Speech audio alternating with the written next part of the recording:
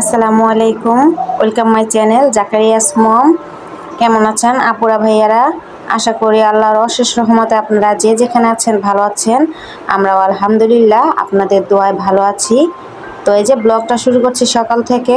সকালবেলা উঠে এখানে রুটি ভেজে নিতেছি মেয়ের জন্য। রুটিগুলো আগেই বানানো ছিল, আর আমার জন্য এখানে কিছু ভাত ছিল, তো ওই ভাতগুলো আমি বসাই দিছি সামান্য পরিমাণ হলুদ দিয়ে আর কি। তো ভাতগুলো আমি খিচুড়ির মতো রান্না করে নিব।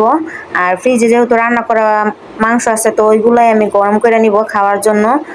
আর মেয়েকে এখানে রুটি ভেজে দিতেছি, ও রুটি খাইবো, ও তো আর এগুলো খাইবো না। তো ফ্রিজে দই ছিল, ওই দই নামাই নিছি ওকে দই দেওয়ার জন্য, কারণ রুটিতে দই দিয়ে খাইবো বলতেছে। আর এখানে আমি মাংস নামাই নিছি। এখান থেকে কিছুটা পরিমাণ মাংস আমি নামাইয়া তারপর নিজের জন্য সকালে নাস্তা খাইয়ে নিব, কারণ সবটুকু লাগবে না আর কি। যতটুকু লাগবো ততটুকুই নামায় রাখবো, আর বাকিটুকু ফ্রিজে রেখে দিব। আর এখানে ফ্রিজে কতটুকু দুধ ছিল, ওই দুধটা নামাই নিছি। ছোট ছেলের সুজি শেষ, তাই দুধ জাল দেওয়ার জন্য। আর এখানে কিছু থালা বাসন আছে, এগুলা ধুই নেই, নাস্তা খাওয়ার পর ইনশাল্লাহ ধুবো। তো এখানে মেয়ে আসছে, মেয়ে আবার এখানে দাঁড়ায় আছে, ওর নাকি সকালবেলায় ক্ষুধা লাগছে আজকে বলতেছে। তো এখানে ওরা তিনও ভাই বোন আজকে একসাথেই উঠছে।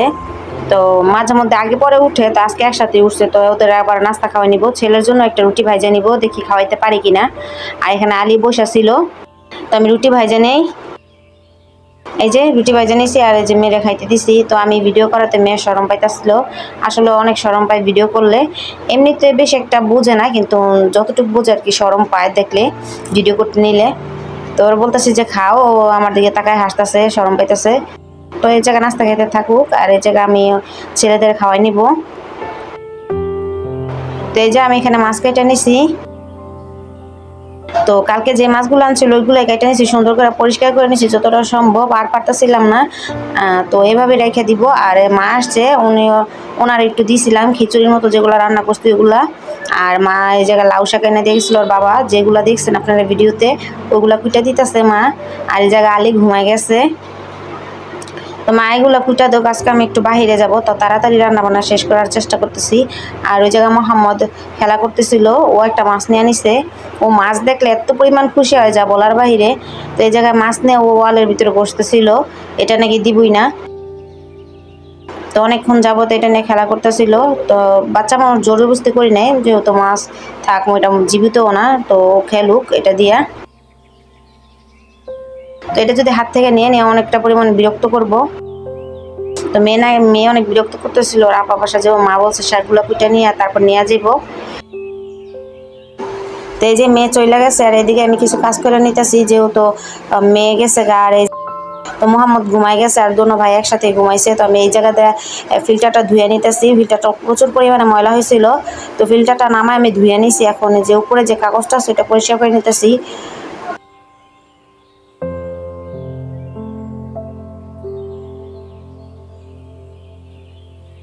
আর এই জায়গায় এগুলা যে ডিব্বাগুলো ছিল ওইগুলো আমি সুন্দর করে পরিষ্কার করে নিছি।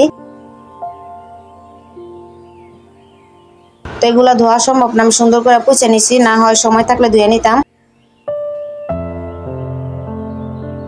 তো এই ফিল্টারটা ধুইতে ধুইতে আলি উঠে গেছে, ওরে নিয়ে কাজ করতেছি, কি করব। তো যেহেতু কাজ ধরছি, তো আজকে ভাবছি ঘরটা সুন্দর করে পরিষ্কার করে নিব, এই রুমটা সুন্দর করে ঝাড় দিয়ে নিব। আর এখানে বিছানার চাদরটা উল্টে আজকে সুন্দর করে পরিষ্কার করে নিব। এই যে ফিল্টারটা সুন্দর করে আমি বসাই দিছি, আর উপরে পানি দিয়ে দিছি। আর বিছানাটাও সুন্দর করে গুছাই নিছি, বিছানার চাদরটা আজকে উল্টাই দিছি। আর তো আর কিছুদিন যাক, তারপর বিছানাটা ধুয়ে নিব, যেহেতু কাজের আপা নাই। তো এগুলা একটু আস্তে ধীরে কাজ করার চেষ্টা করি, তো না হয় অসুস্থ বা ঠান্ডা লেগে যায়। তো এইখানে বিকাল দিকে আমি এখন বের হবো। আর এই জায়গায় ছেলে বসে আসছিল আলিয়ে, আর মা আসছে, মারে খবর দিছি উনি বসবো। মা তো মার একটু কষ্ট হইব, তারপরে কিছু করার নাই, ওনার কাছে রেখে আসছি। আর ওর বাবা কাজে গেছে, তো এই ফাঁকে আমি একটু বের হয়েছি। তোর বাবা থাকলে বের হইতাম, তো আর্জেন্ট ছিল কাজটা, এই জন্য আমি একাই বের হয়েছি। তো বিপদের সময় কাউরে পাওয়া যায় না, আপনি দেখবেন যখন আপনি বিপদে পড়বেন তখন কাউরে পাইবেন না সামনে। তো কেউ কারোর দরকার ছাড়া কেউ উপকারে আসতে চায় না, এই একটা অবস্থা। আমি একাই আসছি, বলছিলাম একজনের, তো আমার সাথে আসার জন্য কাউরে পাই নাই, না হয় আমার সাথে নিয়ে আসতাম কাউরে। আর বাচ্চা তিনটা রেখে আসতাম না, একজনের মানে আমার সাথে কেউ গেলে, আমার সাথে কেউ গেলে আর কি উপকার হইতো, যে বাচ্চাটা একটু ধরতো, আমার কাজটা আমি করতে পারতাম। তো যেহেতু কেউ নাই, আমার কাজের সময় কেউ পাই নাই, তো মারে বলছি যে তুমি ওদের রাখো, আমি যতটা সম্ভব তাড়াতাড়ি আসার চেষ্টা করব। আর এখন জানি কিরকম হয়ে গেছে দুনিয়া বা দুনিয়ার মানুষ, এখন মানুষের প্রতি মানুষের মায়া বা ভালোবাসাটা দিন দিন কমতেছে, বাড়ে না। আগে মানুষের বিপদ আপদ বা একটা ভালো মন্দ হইলে আর কি মানুষ কাছে পাওয়া যেত, আর এখন একটা মানুষটা পাওয়াই যায় না সামনে, বা রাস্তাঘাটেও একটা দুর্ঘটনা হইলেও মানুষ তাকায় তাকায় দেখে। তাদের যে সাহায্য করা বা তাদের যে কোনো কিছু করা, এটা করতেই চায় না মানুষ। কীরকম যেন বা সমাজটা যেন কীরকম হয়ে যেতেছে। তো এই যে এখন বাসায় চলে যাইতাছি। তো বাড়ি থেকে বের হলে আমার নিজেরই যে টেনশন লাগে, যেহেতু 3টা বাচ্চা রেখে আসি, তো মায়া একা সামলাইতে পারে না, আর উনি এমনি তো অসুস্থ। তো আমার বাড়ির পাশে কাজ করতেছে, তাই একটু বাইরের আওয়াজ আসতেছে, কেউ কিছু মনে করবেন না, ভুল হলে ক্ষমা দৃষ্টিতে দেখবেন। তো বাসায় এসে পড়ছি। তো আমি আবার বিকালবেলা বিস্কুট নামিয়েছিলাম যে খাওয়ার জন্য, তো মেরে দিলাম, ছেলেরে দিলাম, 2 ছেলেরে, ওরা আবার খাইতেছিল। তো আলী তো খাইতে পারে না, অনেক শক্ত বিস্কুটটা। তো মোহাম্মদও খাইতে পারে না, ও উপরের ক্রিমটা খাইতেছিল। তো এদিকে আমার মেয়ে বলতেছে যে মা চিপস ভেজা দাও। তো জেঠির ঘর থেকে আলু চিপস দিচ্ছে, ওগুলো আমি ভেজে নিতে আসি। তো আজকের ব্লগটা এই পর্যন্তই। ভালো লাগলে লাইক দিবেন এবং প্লিজ আমার চ্যানেলটি সাবস্ক্রাইব করবেন, আর ফেসবুক পেজ থেকে থাকলে অবশ্যই ফলো করবেন।